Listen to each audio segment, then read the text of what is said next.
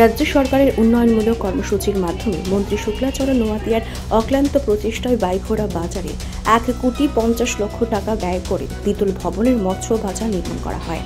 বুধবার এক অনুষ্ঠানের মাধ্যমে নবনির্মিত মৎস্য বাজারের শুভ সূচনা করলেন দপ্তরের মন্ত্রী সুধাংশু দাস।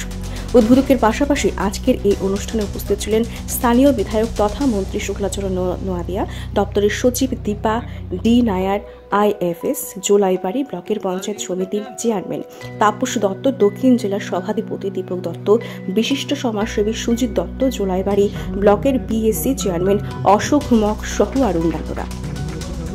আমরা সারা বছর আমাদের রাজ্যের যারা মাছ চাষী আছে তাদের মাছ চাষে সহায়তা করতে আমরা তাদের মাছের পোনা দিয়ে থাকি, মাছের খাদ্য দিয়ে থাকি।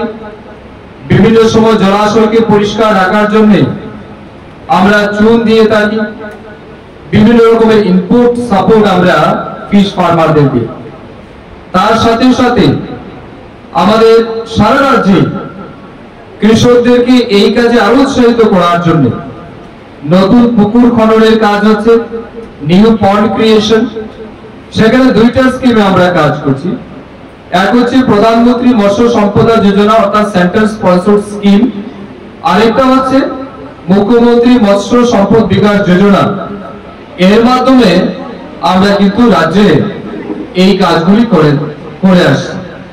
আমরা যদি দেখি গত বছর শুধু আমাদের দক্ষিণ ত্রিপুরা জেলায় প্রায় 400 থেকে 500 বেনিফিশিয়ারিকে সেন্ট্রাল স্কিম এবং স্টেট স্কিম মিলিয়ে আমরা কিন্তু তাদেরকে নতুন পুকুর খনন করে তাদের মাছ চাষের জন্য সুযোগ করে দিয়েছি।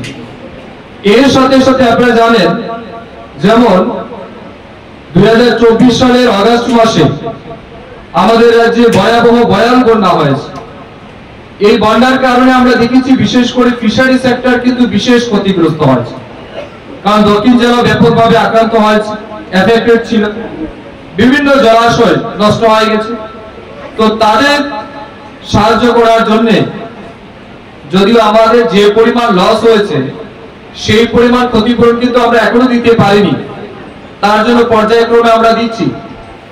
এই বছরও আমরা দক্ষিণ জেলাকে একটা হ্যান্ডসাম অ্যামাউন্ট দিয়েছি, যাতে যাদের পুকুর ভেঙেছে, জল ঢুকে মাছ চলে গেছে বা ব্যাপকভাবে ক্ষতি হয়েছে তাদেরকে আইডেন্টিফাই করে তাদেরকে যাতে আর্থিকভাবে ক্ষতিপূরণ প্রদান করা যায় তার লক্ষ্যে কিন্তু আমাদের ডিপার্টমেন্ট কাজ করছে।